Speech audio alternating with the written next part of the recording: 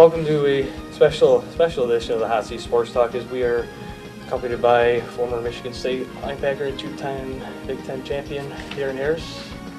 Nice that you could drop by today. Thanks for having me on. Oh, no problem. So, as always, guys, let's get into Hot Seat headlines. The XFL is returning after its 1-year debacle. So, do you think it will last? I think this time it can last. I think he's got a chance. Vince McMahon is obviously a great businessman. He's built the WWE into what it is today, $1 billion industry. And as a great businessman, I think he understands where he failed the first time. Obviously, it had a lot of headlines when it first came out, but didn't last very long. But, this time he seems to have a different formula.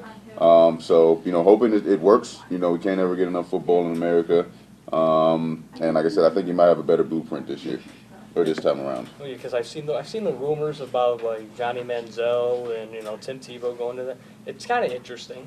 We get them plugged into it. Yeah, it is. It's actually funny because he, when he announced the league, when he had his big press conference, he said he wasn't accepting any players with criminal backgrounds, criminal records, and things like that. So essentially, that takes Johnny Manziel out of contention to be able to be in the league.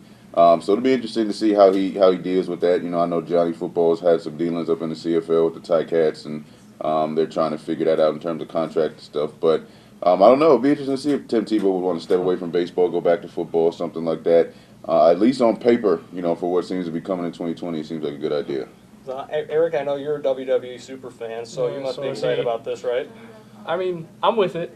I'm liking the idea of bringing it back. Vince McMahon knows what he's doing most of the time. Okay. So, I think it'll work. Along with the XFL and the WWE, Ronda Rousey's leaving to join the WWE. Finally happened. We've been talking about it for like 3 years now. I think it's a good move by her. I do. I think it's a good move by her. So, because she's been up and down in the UFC, and I just start something new, start something creative, just see where it goes. Yeah, I agree with you. Ronda's a megastar. I think everybody knows that. I think you can tell how big of a star she is because of the loss she took and the way that she took that loss in the UFC. It kind of broke her, it shattered her spirit and things of that nature, just not even physically, but mentally as well. But she was the biggest, maybe biggest women's star in terms of sports for a long period of time. Maybe her and Serena Williams were kind of rivaling that. So for her to take this lead, go to WWE, she's been a, she's a huge Roddy Piper fan. We saw, her get up when she came out there. She's always been, very open and outspoken about that relationship. So I think it will be good for her. She said that it's something that she's going to do full time. It's not just a little quick gig, and it's a way to keep her in the entertainment industry and keep her relevant. I agree with you 100%. I agree 100%. So now, from the WWE, we go to the NBA. Rumor that's been going around is that LeBron's been talking to San Antonio. He's been talking to Golden State. Where will he end? Where's he going to go after the end of this year? I hope he goes to San Antonio because that's my team. That's my team. That's his team. Yeah. Because I can't stand LeBron, as you guys know I've said in the past shows. Mm-hmm. But for him to go to San Antonio to help with the Spurs, with Kawhi, and with Greg Popovich, I think they can win easily 2 championships with him while LeBron's still nearing the end of his prime. Yeah, San Antonio would be an ideal spot. You get the best coach in the league or the best player in the league. Paired with a guy like Kawhi, if he can get healthy, it doesn't really get better than that. Can't see him going to Golden State. He kind of came out today and said that those rumors were pretty ridiculous. Obviously, LA has been a destination that people think that he might go to just because of the ramifications that come from outside of basketball in terms of what he wants to get into outside of basketball. And LA, just like New York, is a humongous media market and things like that. And then obviously there's always a chance that he might stay in Cleveland. You never really know what LeBron's going to do. I think that's the main thing is you never really know what he's going to do. He's still got to get through this season. He's got to figure out how to get his team ready to roll for make another finals run. So I think that's what he's focused on now. And after the season, we'll really get to see, what he's thinking. Do you think there's a chance for him going to LA, the Clippers? Because I know you're a huge Clipper guy, and you want, with the loss of Blake Griffin a couple days ago, going to Detroit, do you want LeBron on the Clippers? I'll take LeBron. I'll take LeBron any day. Great player. I feel like it'd be the best fit though on the Clippers. If he wants to go to LA, I feel like the best fit would be the Clippers. I feel like because with the new coach of Luke Walton and the Lakers, I feel like there may be some tension because LeBron, what we all hear, like he likes to be the coach around like tough Yep. situations, and then Yeah. I don't know, I feel like better players surround him. Like with him and DeAndre Jordan on the Clippers, I mean, I think that would just be unstoppable. What if they move DeAndre? He with DeAndre? Yeah. I mean, I heard the rumors of Cleveland that he might go there. Well, that'd be. You know, I mean, you well, if never that know. if it comes Cleveland, it'd be even better for LeBron because then he wouldn't have to move. At least that's my opinion. Yeah, Probably but stay then if I had. Yeah, he'd stay. yeah, I don't think the Golden State will ever happen. No, I don't think no. that'll happen. No. San Antonio's probably the most likely option that So I don't think that's going to happen. I don't think Adam Silver will let that happen because I hear everyone saying nobody would like the NBA anymore if that ever happened because, I mean, who would stop? Oh. Steph, KD. Be less entertaining. Well, yeah, it'd be less Kinda. entertaining. It's just be like, Because you got all the powerhouses loaded up on one team. I like seeing competitions, new Yeah. teams every year. Let's make it. Oh yeah, make it interesting.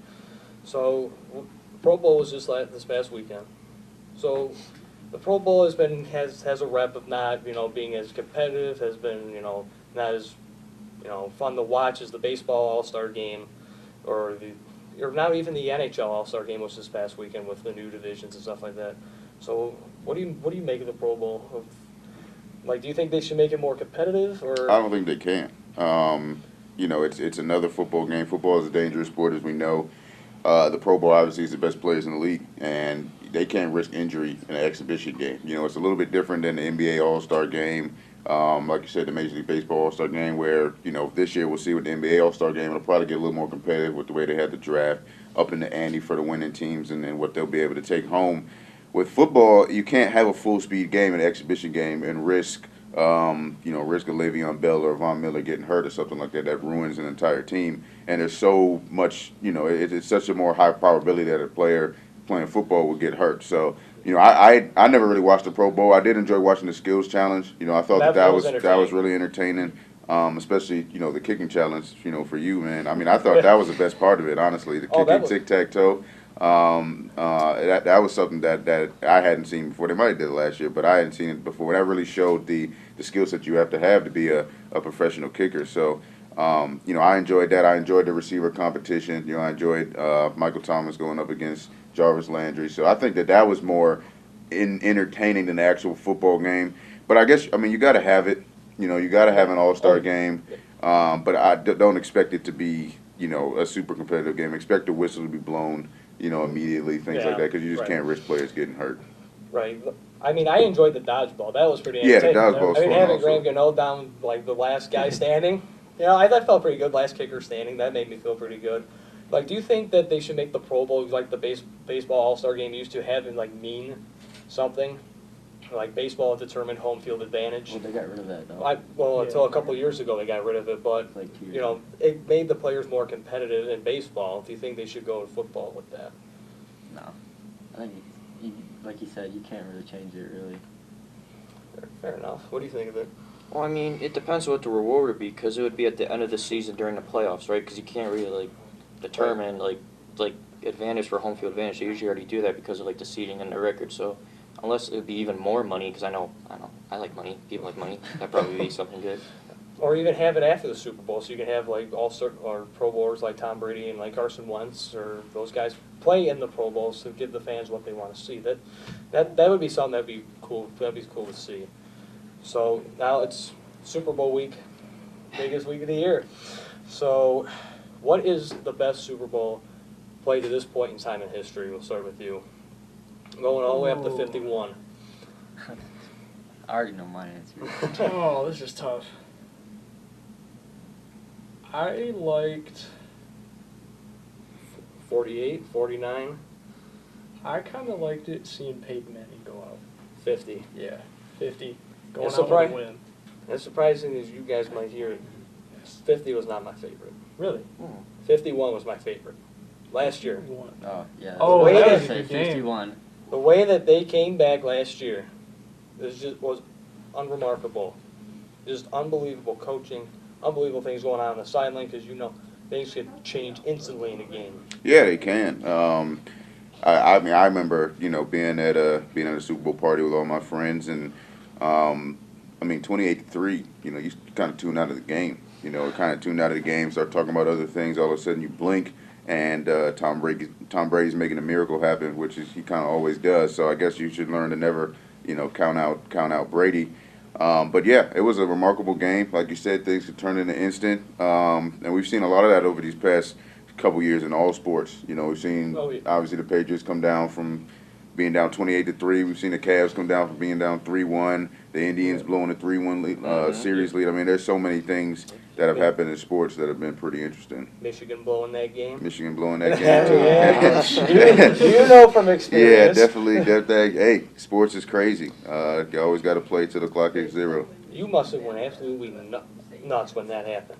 Yeah. I mean, it was weird. You don't really know what to feel at first. Everybody celebrates different. I ran to the stands. I ran up to greet my dad. Other players, threw their helmet. Other players running in circles. I mean, everybody treats those situations different.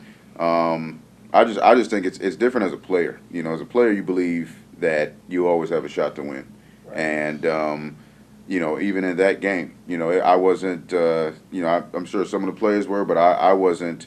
I didn't lose belief. I didn't think that we were out of it. I always think there's a chance if there's still. I guess I would say if there's still time left on the clock. There was no time left on the clock, but I always think there's a chance that there's another play. So, for the way that it happened, I mean, that's like I said, it's sports. It was just one of the many crazy wins I was a part of at Michigan State. Because I was with him. We were going in, just walking into our homecoming dance when we were 2 years ago, right? And, I checked my phone, we're walking into the dance, I'm like, yeah, being honest with you, I'm like, okay, maybe Cook's going to get Connor's going to get some, more positive stats. I refreshed it on my phone, I saw them, well, wait a minute. Yeah. And then I just, you can ask him, I went absolutely nuts. Mm-hmm. As a state fan as I was, I mean, when I came home, I watched the replays, I couldn't believe what I saw. Yeah, I mean, it's obviously one of those things that can go down in sports history. I mean, oh yeah, phenomenal end. All the pieces that had to fall in place for that to work. I mean, there's obviously that was for the rest of the year. I almost won Play of the Year at the ESPYs. There's a book about it now. I mean, there's just so many things that come from that play, and obviously it being a rivalry game, being Michigan versus Michigan State in the big house. With hardball and all that stuff. I mean, it really doesn't get better than that. I couldn't ask for a better outcome than that. I guess against our rival, I couldn't ask for it. So now, back to your Clippers. Blake Griffin's no more. Yeah, thank you. He's here. He's here for Avery Bradley, Tobias Harris, Boban Marjanovic, a first-round pick and a second-round pick. Benefits me 2 ways. Yeah, I know. Clippers get better, I get to see Blake Griffin. Yeah, well, I actually think they gave up way too much. Way too much for him. Yeah. I mean, Avery Bradley's, he can't be an all-star type player. He could be in some years. Blake Griffin's obviously, we know, is a mega star. But the guys that they got, they're fill-ins. They are. They're fill-ins. But Tobias Harris and Avery Bradley and Boban Marjanovic will improve the Clippers. There's no doubt that they will. I think the Pistons got slightly better in the doubt just because they got Blake. I'm going to say that they did. With what happened yesterday, there's already, you can see some kind of chemistry between Andre Drummond and Blake Griffin. Oh, yeah. We got the front court. We need a back court. Yep. There's no doubt. Until Reggie Jackson comes back, we don't have the front court. That's just kind of what happens with every team. Somebody goes down, somebody else has to step up and fill that role. Well, that's what happens with a trade too. Exactly. You win, you lose.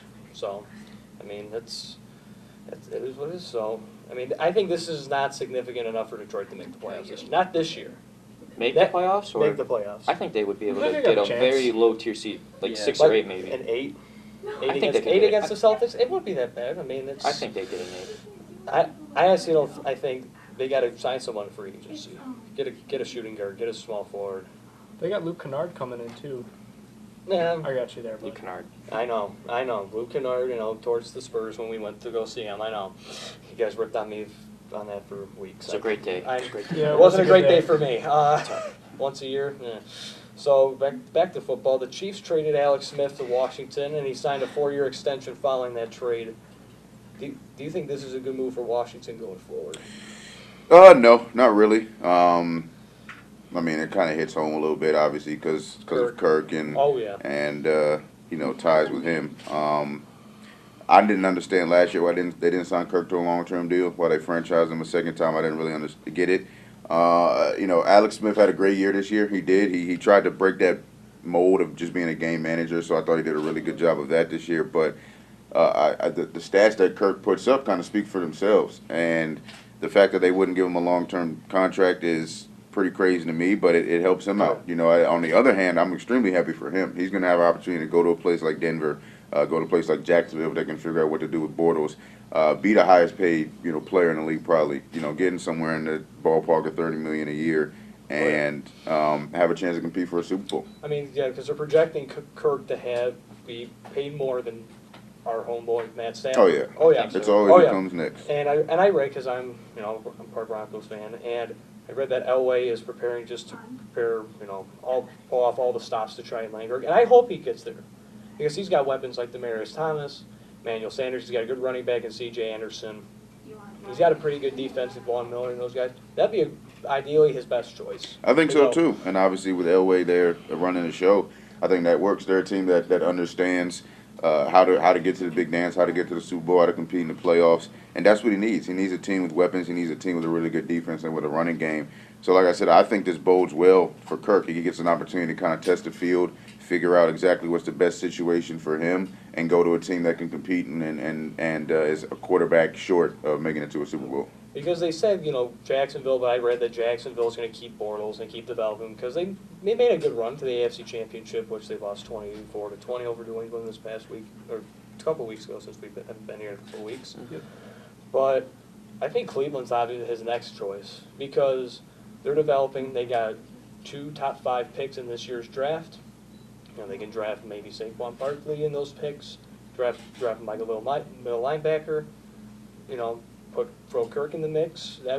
They might become a contender. Cleveland might. Yeah, it's an option. It's definitely an option depending on what they do. I think obviously the draft will, unless Kirk's signed by then, the draft will really give us an idea of what they're thinking. Because if they do draft a Josh Allen or a Josh Rosen with one of those top picks, and I think that kind of shows where they're leaning.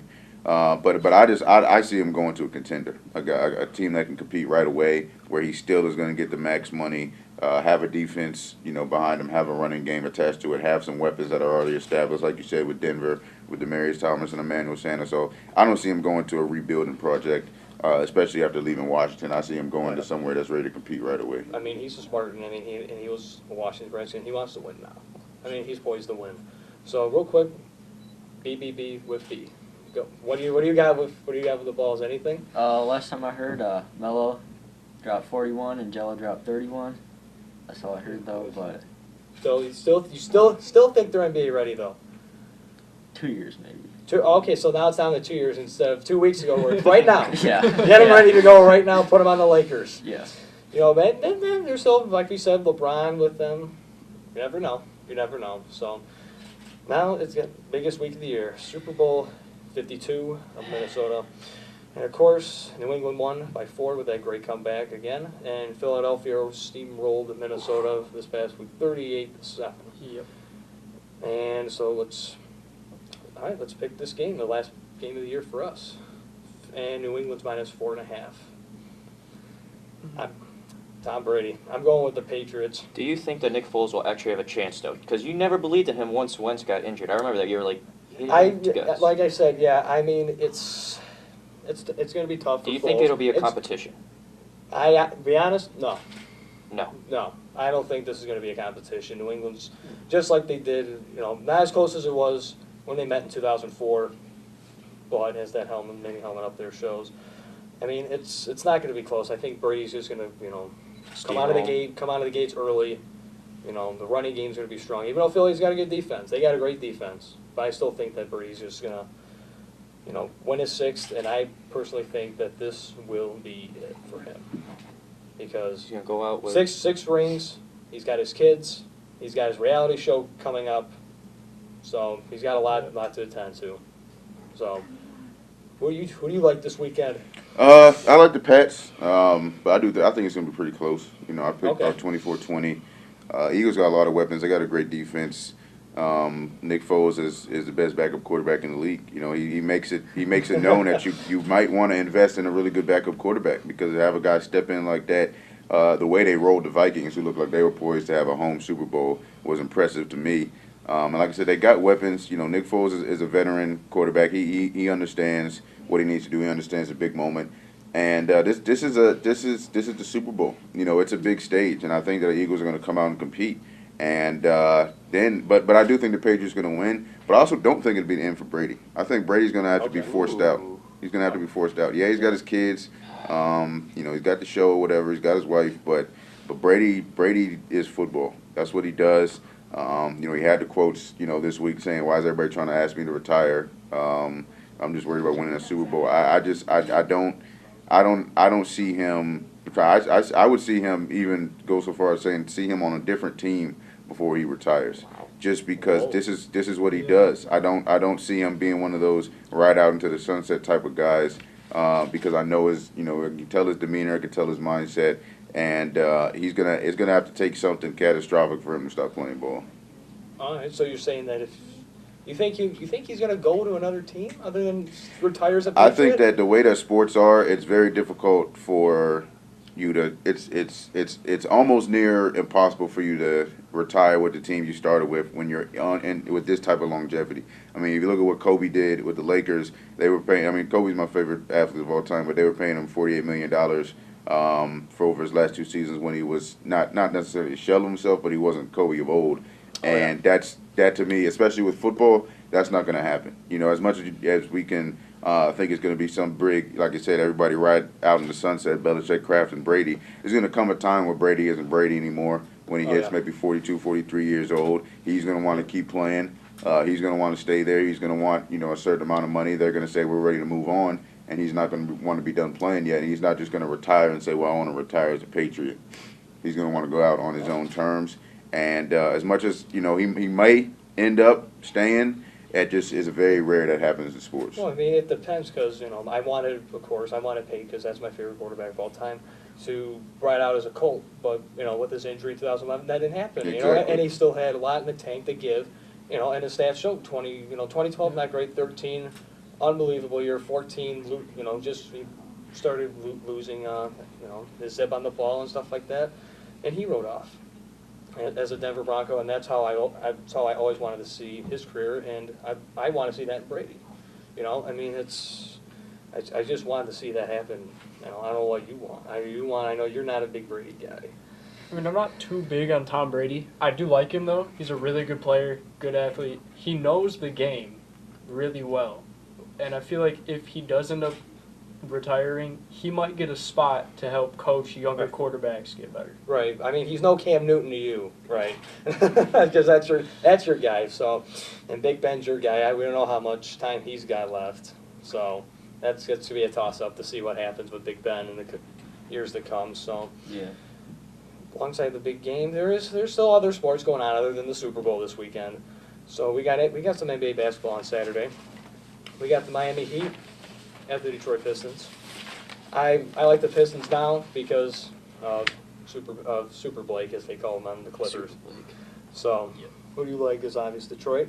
I do like Detroit, but I'm going to say it is going to be a fight because Miami is striving to be better and better this season with Goran stepping up. And now he's selected to the All-Star game because of all these injuries, which is sad to say is happening. But I would still go with the Detroit probably. Oh yeah, seeing John Wall go down, having his injury, it stinks, but with injuries comes, other players to shine like Andre Drummond's going.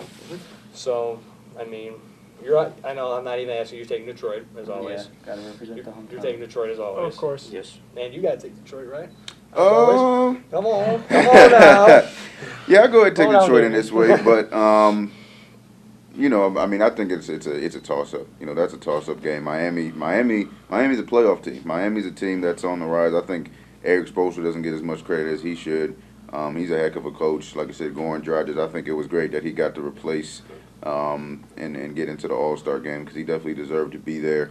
But it'll be a good game. Detroit's still going to have to find some chemistry. They were obviously on an emotional, riding an emotional wave in their first game yesterday and winning that. So it'll just be a matter of see if that can continue. Oh yeah. So that'll be interesting. So Then we have the Utah Jazz at the San Antonio Spurs. My Spurs are looking rough. There's no doubt about it. We're looking rough without Kawhi. I mean, it's, Pop always finds a way to plug in guys. Just like one of our boys, Brendan Forbes.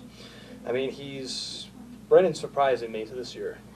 I mean, barely any playing time last year, comes in this year, being a dominant sophomore year in the NBA. I mean, he's a great player, along with all the other veteran leaders on that team, like Ginobili and Parker and a coach like Popovich. He's going to be a rising star in the future. Yeah, he always knows how to find a diamonds in the rough. And Bren, you can't teach shooting. That's just straight up. You can't teach shooting. He's got an unbelievable ability to shoot the basketball. It's been since his days at Sexton, Cleveland State, and then MSU. I think he had the 11 threes in the game against Rutgers in one of those games. So you can't teach shooting. He had a great show of it in summer league, and was given an opportunity to be on the active roster and is taking advantage of the opportunity. And if you listen to Pop's quotes about Bren, he makes it real clear that he's going to be mad at Bren if Bren doesn't shoot the basketball. And as a basketball player, what more could you want? What more could you want? But then to have a green light and have your coach be upset at you if you don't take the shot every time you get an opportunity. So Pop always finds a way. It's interesting, to hear about Kawhi having some differences of opinion with the Spurs organization. I mean, that's something that I don't think we've ever really heard of before with their big-time stars, and hopefully it doesn't affect them too much, but it doesn't seem like Kawhi and San Antonio's on the same page. I mean, hearing it from his uncle, because I was watching First Take, and they're like hearing it from his uncle. I mean, Kawhi should have what the caliber player that he is to come out and say it. I mean, just come out and say it if you're not happy with the organization that's treated you well since you came into the league and found you. I mean, the Spurs raised him up and made him into the quality player that he is around Tim Duncan and Ginobili and Parker and all those veterans that came in and departed. So, I mean, I hope that Leonard doesn't leave, because that would be a crushing blow for me, just to see one of my favorite players leave my favorite team. But wherever he goes, if he goes somewhere else, I hope he's happy. Whether it's Detroit or LA or wherever. So it'd be interesting. So then we got on Saturday primetime on ABC, Houston at Cleveland. There's a lot of turmoil in that Cleveland locker room, and now with Kevin Love with his hand broken, they can't trade him. So it's going to be interesting what they do at the deadline. I don't know. Isaiah Thomas on the move? I have no idea.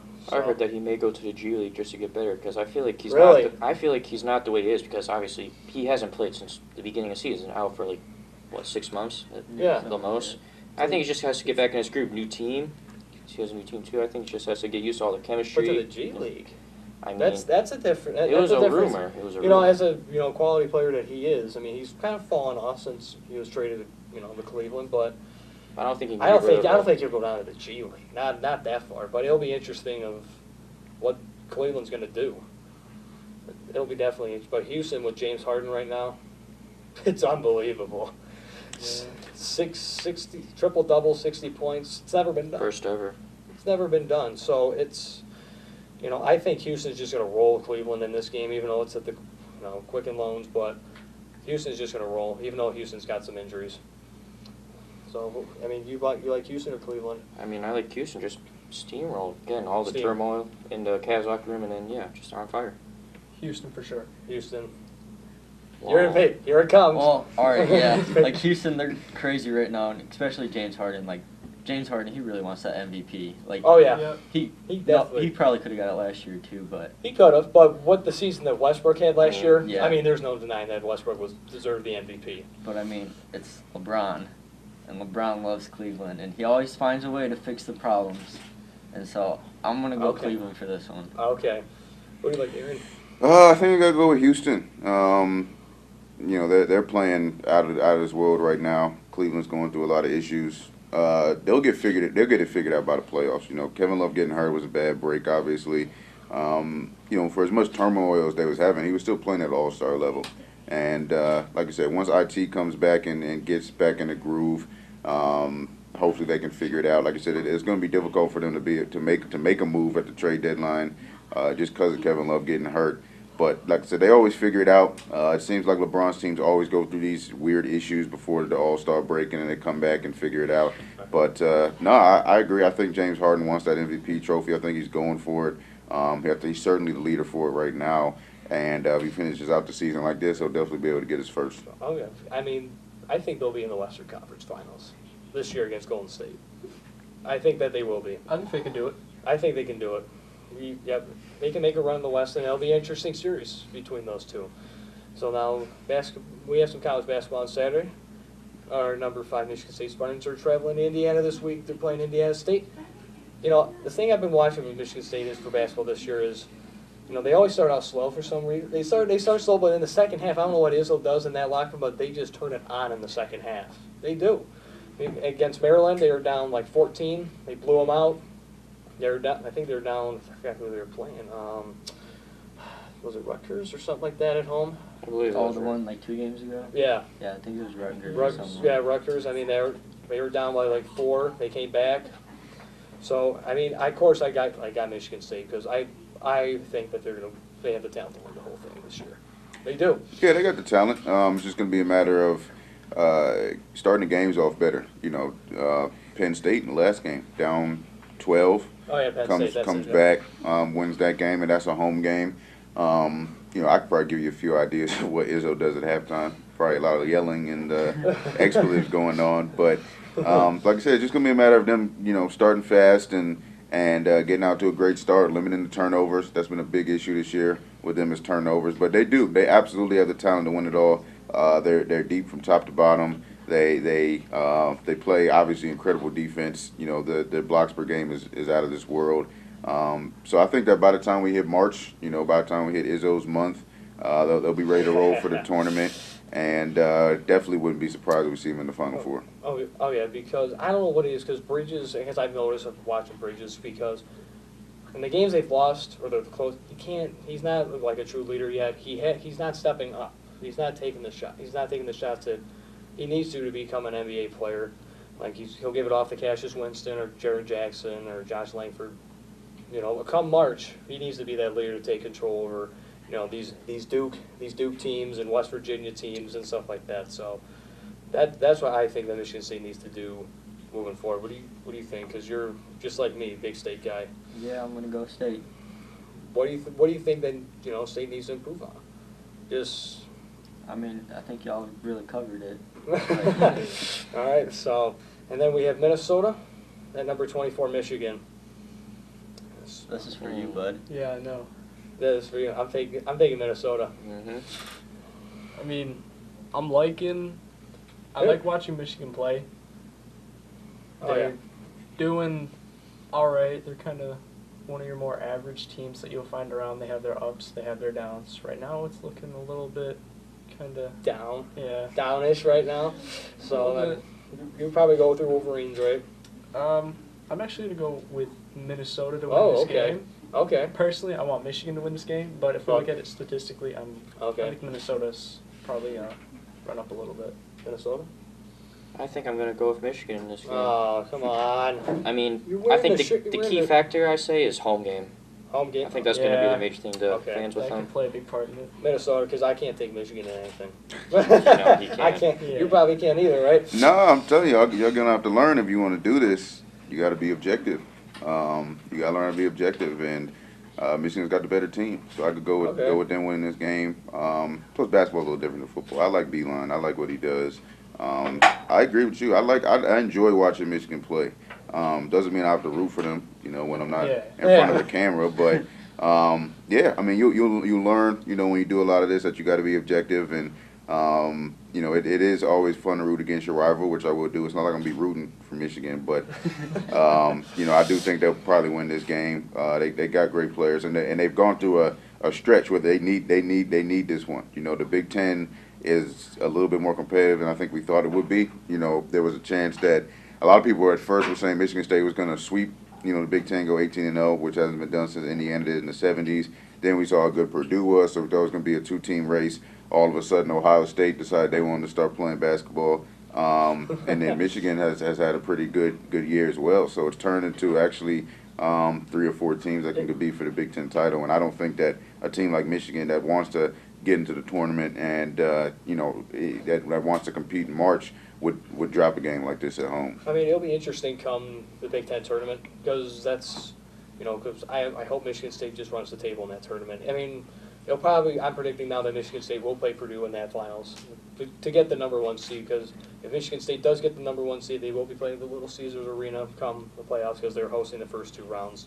So I hope that Michigan State runs, but Purdue's got a tough game. I like Purdue. I like Purdue to make it all the way to the Elite Eight. I really do.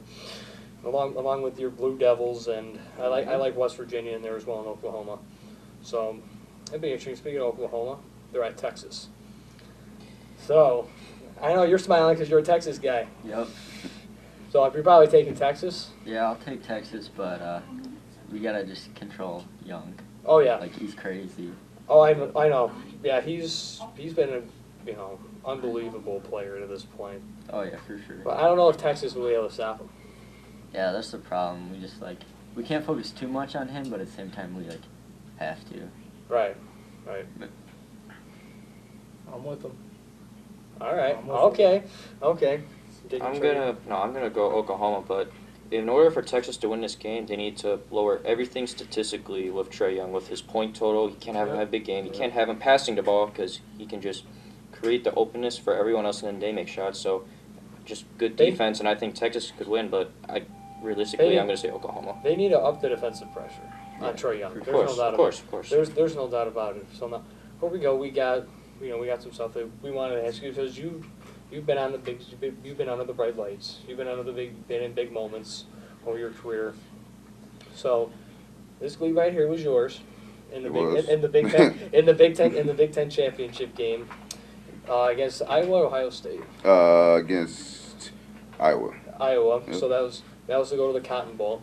So you've helped these Michigan State teams win over these past couple of years. I mean, you helped Tyler Ellsworth stop him in the Rose Bowl. You play in the Cotton Bowl.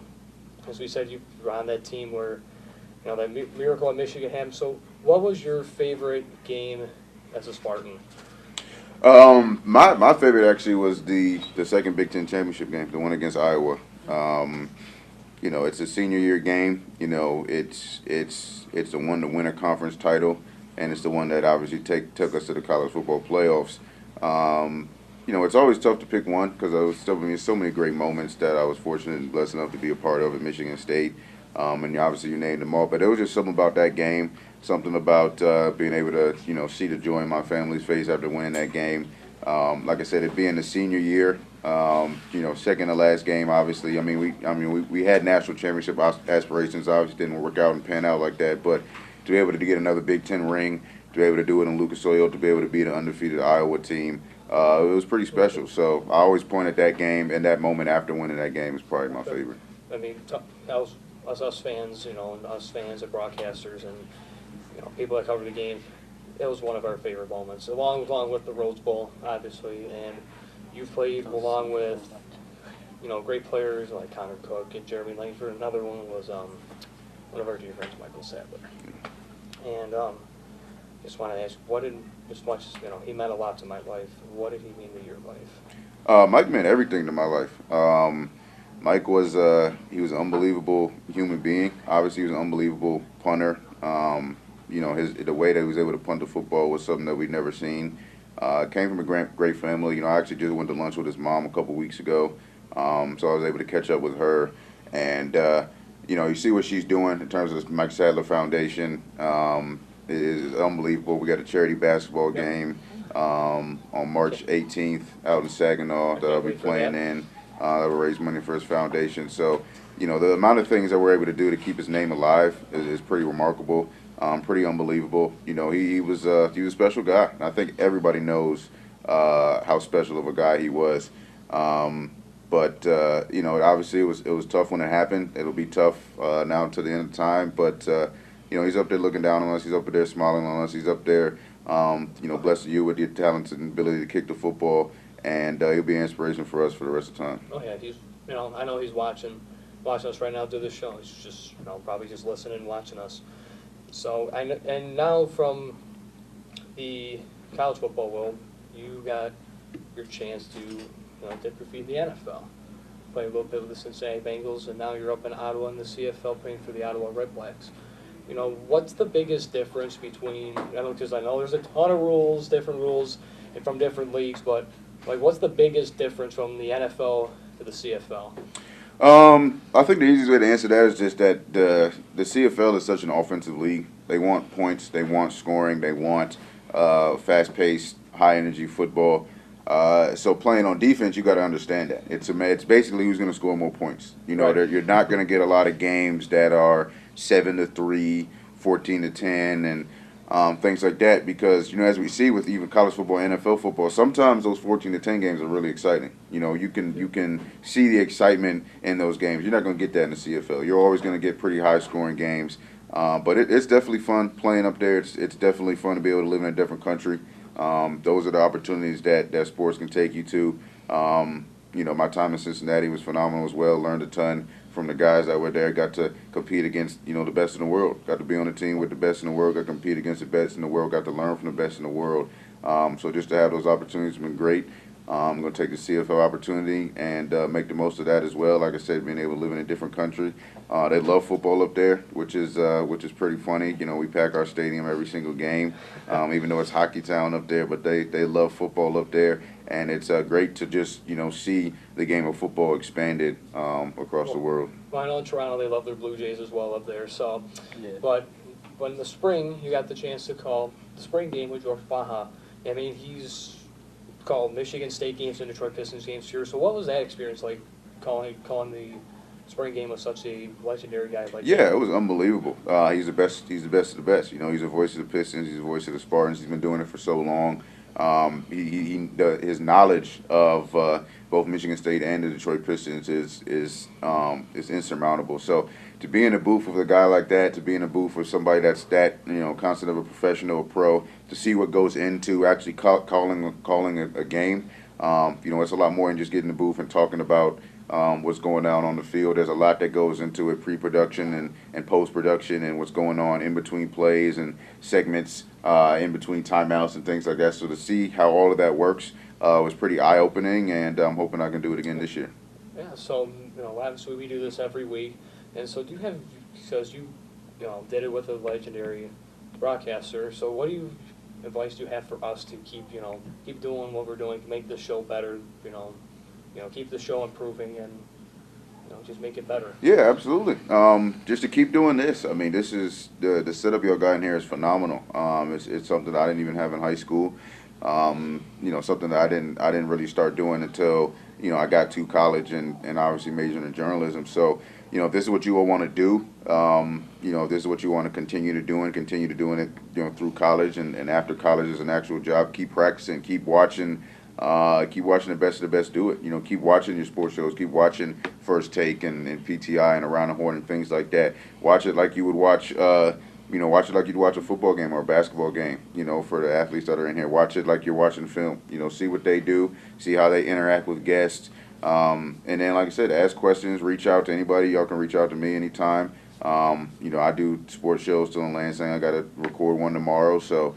Watch shows as much as possible, ask questions, start reaching out to local people that are in radio, TV, in the area, the Jack Evlings of the world, Rico Beard, Ryan Schuling, people like that are around Michigan State, and see if you can get in, with internships and things like that, just to be around sets like this. Okay, because he's a Michigan State hopeful, I'm a Michigan State hopeful, and he's a Michigan State hopeful going forward, getting ready to go off to college. So, I mean, that's a goal that we always have in mind. So, I mean, we're out of time. We're out of time again, guys. So, Aron, we appreciate you so much for coming in today. Absolutely. Thank you. We hope to have you back here. I'd be honored to have you back here. So, for us, as always, we'll be back next week. As always, keep it fresh.